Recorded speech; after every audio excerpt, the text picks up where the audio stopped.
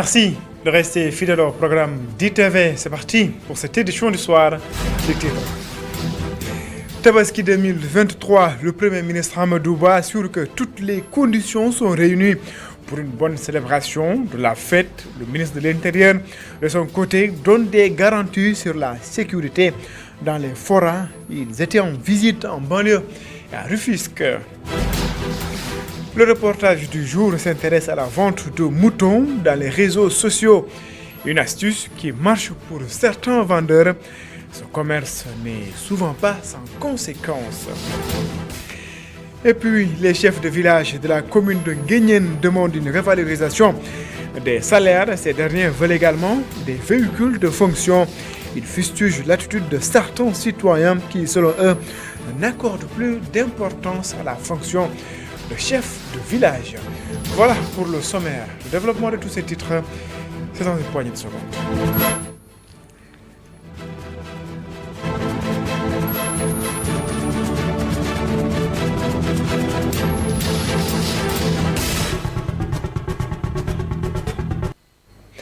Bonsoir et bienvenue.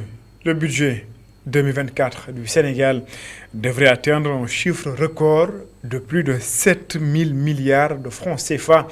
Selon le ministre des Finances et du Budget, Mamadou Moustapha Ba, a fait cette annonce lors des débats sur la loi d'orientation budgétaire. La loi de finances 2024 devrait donc connaître une hausse de plus de 586 milliards de francs CFA en valeur absolue et 9,1% en valeur relative. Quelle lecture en faire? Quelles doivent être les priorités? Élément de réponse avec Abou Khan. Il est le vice-doyen de la FASEC de l'Université Cheikh Anta Diop de Dakar. Il est également agrégé en économie, responsable du laboratoire économie publique. Il était l'invité de Kenouas Kenui, présenté par El Hadj Malick Cissé. C'est vrai que c'est la première fois qu'on atteint ce budget-là, 7 000 milliards. C'est un record effectivement. Et compte tenu de là d'où l'on vient en 2022, c'est-à-dire une baisse de croissance économique, on peut espérer, avec les perspectives de production de pétrole et de gaz aussi, que ce budget-là permettra de réaliser les différents objectifs. Parce que maintenant, on est dans l'ère du budget programme. Ce n'est plus un budget de moyens. Donc ce budget-là peut-être permettra d'atteindre les objectifs si on investit beaucoup sur la transformation structurelle avec un bon soutien au secteur privé. Parce que jusque-là, les deux plans d'action prioritaires qu'on avait avec le PSE ont montré que c'est le secteur privé qui ne parvient toujours pas à jouer sa partition. Donc le budget de l'État à lui seul ne suffit pas pour réaliser tous les progrès. Parce que le budget, comme je l'ai dit tout à l'heure, c'est une prévision. Très bien. Et concernant les priorités, quelles sont vos attentes, professeur Aboukan? Voilà, moi je pense qu'il faut toujours insister sur l'agriculture pour atteindre la souveraineté alimentaire. Parce que si vous voyez l'économie sénégalaise aujourd'hui, toutes les difficultés proviennent de notre vulnérabilité due à notre exposition aux aléas qui viennent de l'étranger. Oui. C'est d'ailleurs la raison pour laquelle le FMI a décidé de nous prêter 1150 milliards. Oui. C'est acté depuis hier. Donc ça va dans le sens de renforcer notre résilience, n'est-ce pas? Notre résilience aux différents chocs. Justement, le conseil d'administration du FMI a d'ailleurs approuvé une facilité élargie de crédit et un mécanisme élargi de crédit d'un montant de 1,51 milliard de dollars et une facilité pour la résilience et la durabilité FRD d'un montant de 324 millions de dollars avec le Sénégal. Le programme soutenu donc par le mécanisme élargi de crédit aidera à répondre aux besoins prolongés de balance des paiements du Sénégal et à remédier aux déséquilibres macroéconomiques. Les priorités politiques dans le cadre du programme donc de mécanisme élargi de crédit portent sur la réduction des vulnérabilités de la dette à travers un assainissement budgétaire favorable à la croissance, le renforcement de la gouvernance et la mise en œuvre des réformes pour une croissance plus inclusive, plus inclusive et plus riche en emploi. Tabaski arrive dans quelques jours. Certains pères de famille n'ont toujours pas encore acheté un mouton. Pour certains, le mouton coûte très cher cette année, mais donc ils n'ont pas encore les moyens donc pour véritablement acheter ce mouton. Ces derniers continuent de garder espoir d'avoir, disent-ils, un mouton le jour de la fête de l'Aïd al-Adha. C'est un reportage que nous propose Mam Senoubaou. À moins de 48 heures de la fête de Tabaski, la pression monte chez certains. Trouvé devant un vendeur de café, Mustapha a l'air soucieux, le regard tourné dans le vide. Il reste concentré. Ce jeune de la Casamance est triste de ne pas pouvoir rentrer chez lui. Il n'a ni mouton, ni condiment pour le moment. J'ai vraiment du mal à gérer mes dépenses. Je n'ai pas de quoi acheter les denrées de première nécessité, encore moins un mouton. Mais je laisse tout entre les mains de Dieu. La vie est trop chère. D'ailleurs, je voulais partir passer la fête avec ma famille, mais là, je ne peux pas le faire. Modou Diop est dans la même situation, fatigué d'avoir tout tenté. Il espère un miracle. La pression est inévitable car la vie est chère. L'économie est au ralenti et la jeunesse n'a pas de travail. C'est pourquoi nous éprouvons beaucoup de difficultés. Je garde espoir et espère que le Seigneur va nous venir en aide. Contrairement aux autres, Ibamang, lui, a résolu une grosse partie du problème. Ce chauffeur de taxi doit juste gérer les derniers détails. Les gens ne doivent pas accepter d'être sous pression. Tous les pères de famille savent ce qu'ils doivent faire. Mais si les conditions ne sont pas réunies, on n'y peut rien. J'invite surtout les femmes à être compréhensives. Entre moutons, condiments et habits, les responsables de famille sont imbibés dans un océan de dépenses. À J-2, la pression est à son paroxysme. Le contexte actuel n'aidant pas trop, nos interlocuteurs appellent à plus de compréhension. Mam Seynabou Babou, la commune de Taïba Niassène a accueilli la cérémonie officielle de placement de brebis organisée par l'Association des maires du Sénégal à travers le projet dénommé Initiative des maires pour l'autosuffisance en moutons.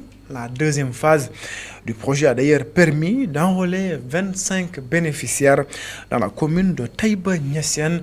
C'est un compte rendu de nos correspondants permanents à Kaolack, Adamassar et Astumbaye.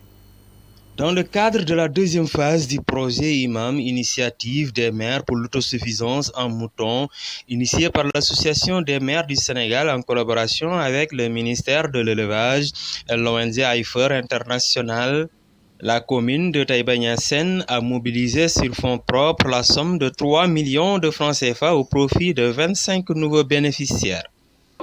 Maintenant, dans cette phase 2, avant de revenir sur cette phase 2, il faut quand même rappeler qu'au niveau de la phase 1, l'association avait demandé à chacune des communes qui s'étaient engagées, en tout cas de développer sur son budget propre, donc un montant de 3 millions. Et avec l'appui aussi de la Direction générale de la protection sociale et de la solidarité nationale DPGSN, ce qui était engagé dans le processus en mettant à la disposition de chaque commune engagée un montant supplémentaire de 3 millions. Et ça nous avait permis, nous, déjà, dans cette première phase, pratiquement, d'enrôler 50 bénéficiaires. Aujourd'hui, c'était donc la deuxième phase. La deuxième phase, pour laquelle, en tout cas, l'association des maires s'est engagée à élargir au niveau de 250 communes. Donc nous sommes les premiers à opérationnaliser, parce que le lancement avait été fait au niveau de Ngoundiane, donc il y a quelques mois. Mais aujourd'hui, il s'agit d'opérationnaliser. Donc on a pris dans le budget 3 millions qu'on a inscrit et qu'on a engagé. Ça nous a permis aujourd'hui de pouvoir enrôler 3 millions supplémentaires qui nous permet aujourd'hui de toucher 25 nouveaux bénéficiaires. Selon la chef de service régional de l'élevage et des productions animales de Kaolack, Le ministère de l'élevage est impliqué dans ce projet. Pour le ministère de l'élevage, comme ça fait partie de ses objectifs par rapport à la lettre de politique sectorielle, qui est d'améliorer la productivité et augmenter aussi la productivité. Donc le ministère va apporter les géniteurs, c'est-à-dire les mâles, qui vont contribuer à l'amélioration de la race. Il va construire aussi les bergeries. Donc ce sont les infrastructures qui vont abriter ces géniteurs pour lutter contre le vol de bétail et sécuriser les animaux. La commune de Taïba Niassène a abrité la cérémonie officielle de placement de brebis. Vendre un mouton sur les réseaux sociaux, c'est l'astuce trouvée par des vendeurs de moutons. Cette année, certains estiment que le système est très efficace, mais pas sans conséquence. Certains clients repartent souvent déçus car il arrive que le produit exposé ne ressemble pas forcément à celui que l'on voit à l'œil nu. C'est un sujet de Ami Diouf et de Seleman Diallo. Tout le long d'une dairie de Sicap-Crac, les moutons sont exposés. On n'entend que les bêlements des moutons mélangés au klaxon des voitures.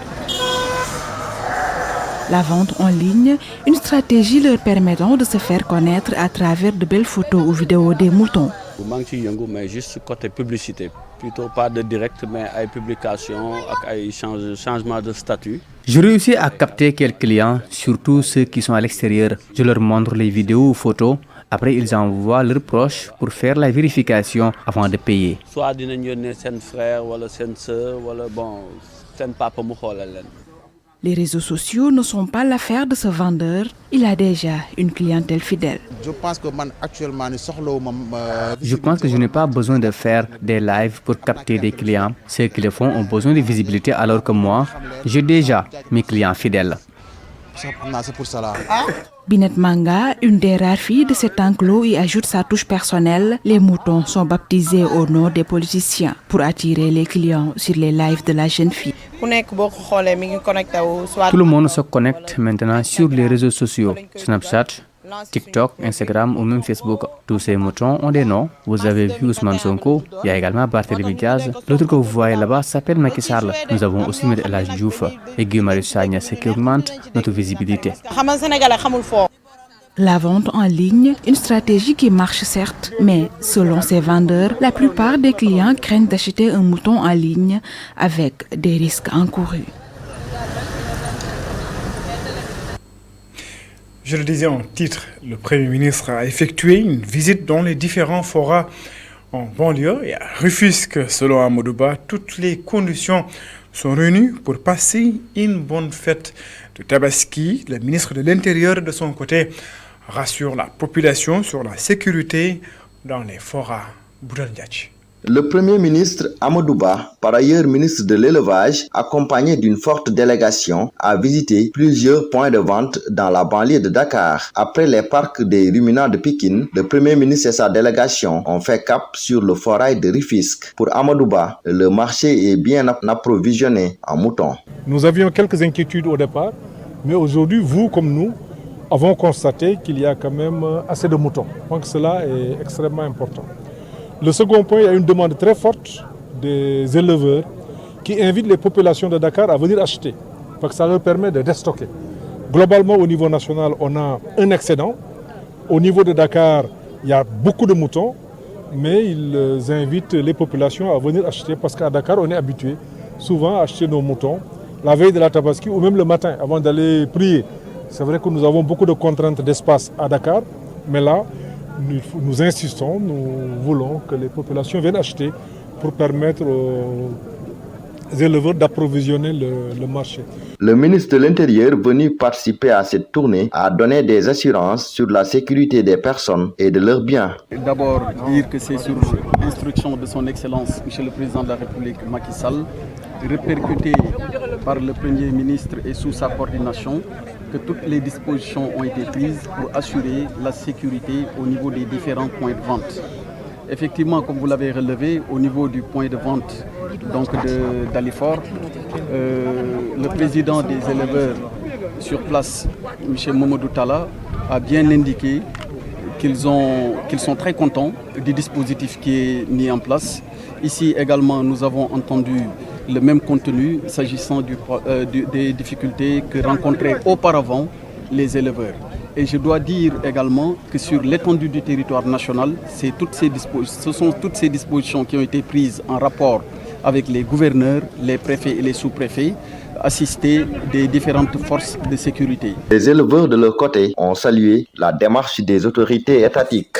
Mais monsieur le ministre, ñu ngi lay sant di la gërëm ñu ngi lay sant di la gërëm di la xamal ne mboolem li nga doon doxlu pour mu ñëw ci daral bi lépp mat na ñëw na gis nañu ko dara manqué wul li war a ñëw na xar yaa ngi ñëw ku fi ñëw loo yor am xar ci kàttanu yàlla xar yi seeruñu bari nañu te am na ñeneen ñu ñëw te egseeguñu vraiment ñu ngi sant di sant ñëpp. À moins de 72 heures de la fête de Tabaski, le marché est bien approvisionné en moutons, même si le prix semble être très cher pour beaucoup de Sénégalais. Boudal Ndiaye, la mairie de Nguyen au chevet des populations, des chefs de village, imams, entre autres, ont bénéficié d'un appui financier pour le maire Alpha Samb. Il s'agit de venir en aide aux nécessiteux. Alpha Samb, maire de la commune de Nguyen, est ici au micro de Muntega Kane et de Mamadou Ba. C'est vrai qu'on fait des investissements, mais il faudra aussi faire du social pour aider la population. C'est pourquoi nous avons pu mobiliser 22 millions pour permettre donc, à la population de faire une bonne fête de Tabaski. Les 22 millions sont composés ainsi. Les conseils municipaux, vous savez, les conseils municipaux sont là tous les jours. Et dans le village, quand il y a litige, c'est eux qui sont là-bas. Ils sont au four et au moulin, ils sont partout. Ils sont pas rémunérés, ils ne sont pas payés. Et on s'est dit que pour ce jour-ci, véritablement, il faudra qu'on fasse quelque chose pour eux. Et c'est pourquoi on a doté chaque conseiller a reçu la somme de 100 000 francs, ce qui fait 5 600 000 francs pour les conseillers. Et pour le chef de village aussi, le chef de village a reçu, vous venez de le voir, 50 000 francs, plus un fauteuil et des chaises visiteurs, plus un drapeau. Les imams aussi, les 50 imams, chaque imam a reçu 50 000 francs. Et chaque dara aussi a reçu 50 000 francs. Et on a pu prendre aussi les nécessités des villages parce que nous avons créé dans chaque village des comités de suivi villageois.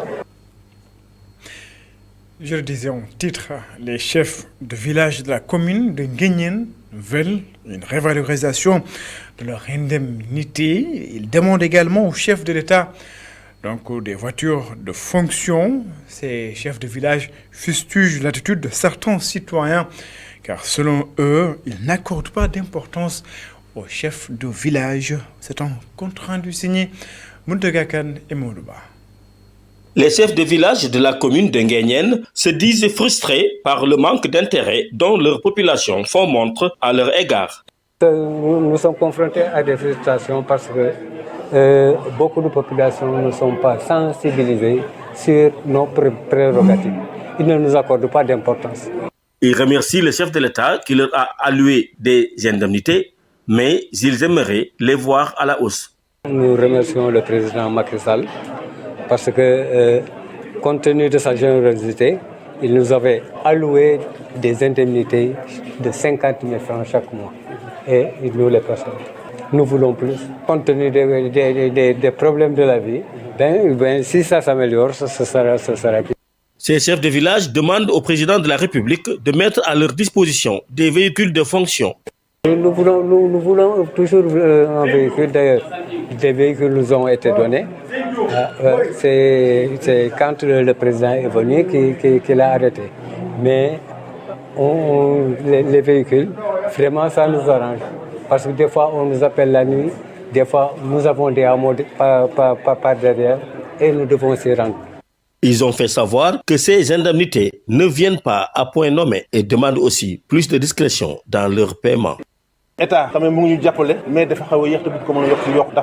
nous appuie avec des indemnités, mais on ne les perçoit pas normalement. On est obligé d'attendre 3 à 4 mois avant de rentrer dans nos fonds. Nous déplorons aussi le fait que les paiements se font au vu et au su de tous. On aurait souhaité beaucoup plus de discrétion. Visite du ministre de l'Agriculture, de l'Équipement rural et de la Souveraineté alimentaire. La ferme de Quality Vegetal Sénégal, située à Kermoussa. Cette ferme emploie plus d'1 millier de personnes et compte injecter 5000 tonnes d'oignons sur le marché à quelques jours de la célébration de la fête de Tabaski. Babacar Seck.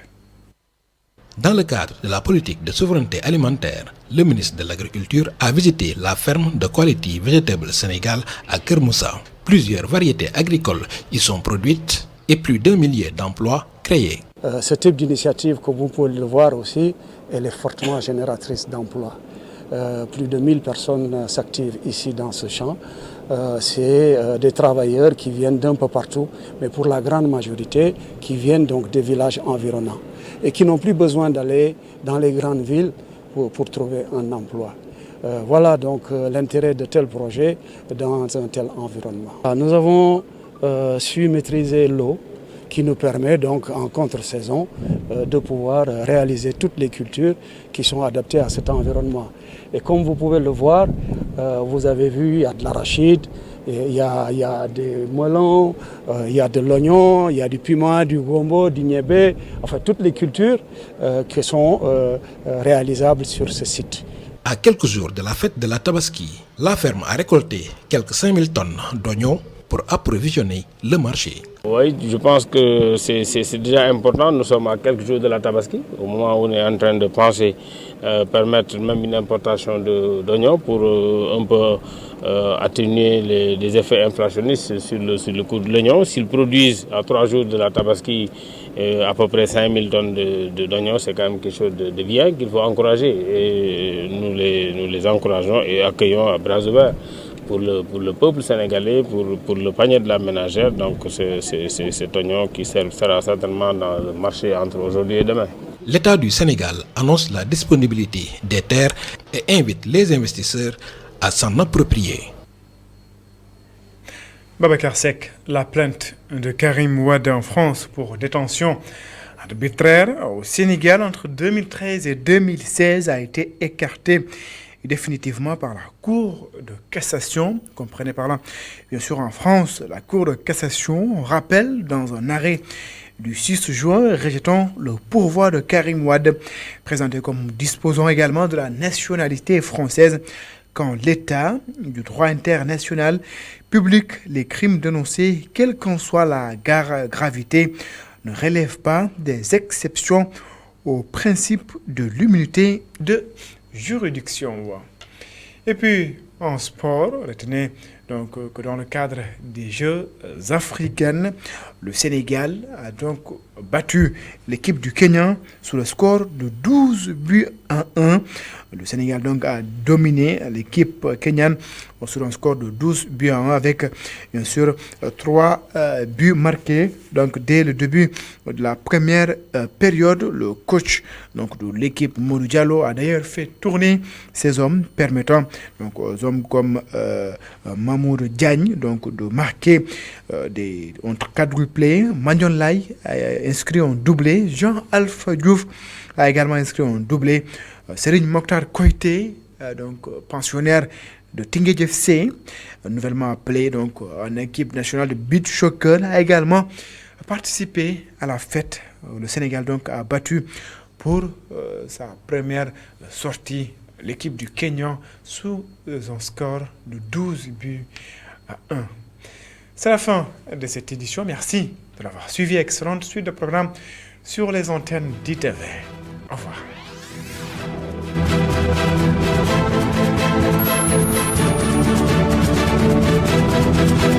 Thank you.